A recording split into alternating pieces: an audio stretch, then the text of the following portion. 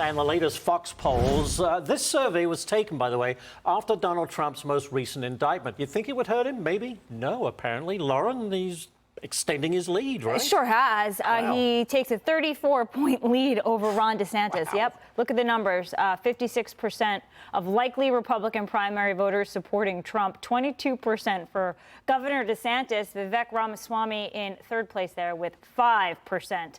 On the other side of this Fox News poll, 64% of likely Democratic voters say they'll support President Biden again. But that's up just 2 points from May before the indictments. RFK Jr. gets 17% and Marianne Williamson at 10. Interesting. Lauren, thank you. Let's bring in Will Cain now. Will, are you surprised that Trump's support has grown? Because it just seems like every time the legal challenge pops up, his numbers go up. Are you surprised?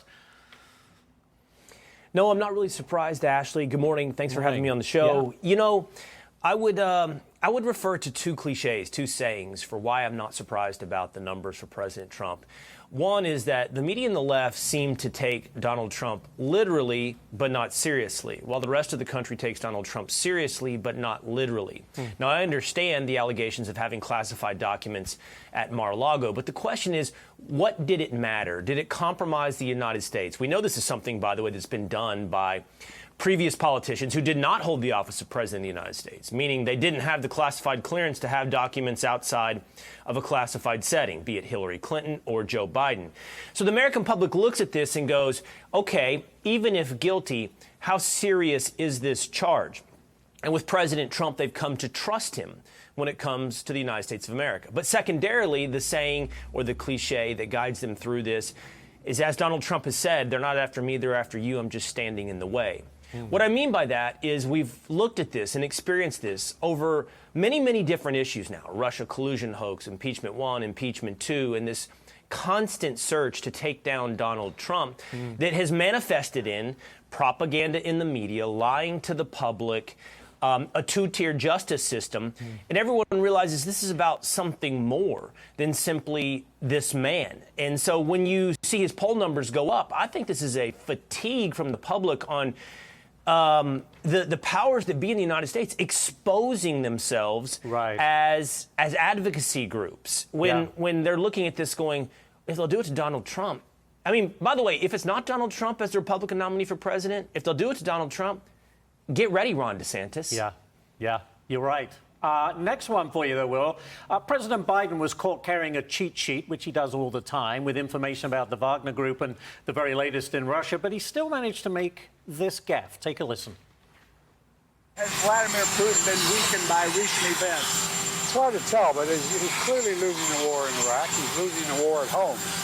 And he has become a bit of a pariah around the world. It's not just NATO. It's not just the European Union. Japan, it's clearly losing the war in Iraq. I mean, he had the information right in his hands. I mean, it's painful to watch, don't you think, Will? Yeah, well, I mean, I would hope after, a year of funding a war in Ukraine that he wouldn't need a cheat sheet to understand the war's not in Iraq. Here, my gut, and I think everybody's gut is, there's no way. There's no way he makes it to 2024. There's no way he survives a debate stage. There's just no way. But then you have to kind of step back from that instinctual response and say, but he already did. He did it in 2020. He hid in a basement through COVID. He's now governing. I mean, you could look at John Fetterman or Dianne Feinstein or any number of Democratic politicians who don't seem up for the job, and yet there's placeholders for the powers that be in getting it done. So, while I'm embarrassed that is the standard for the president of the United States, I think we have the predicate here. We have the precedent to know it's probably not going to stop him, or better said, it's probably not going to stop Democrats in attempting to win the election and push forward their agenda regardless of his competency. Right. And the question is, who's behind him? Who's pulling the strings? But we'll be talking a lot about that in the coming weeks and months. Will Cain, thank you so much as always. Appreciate it.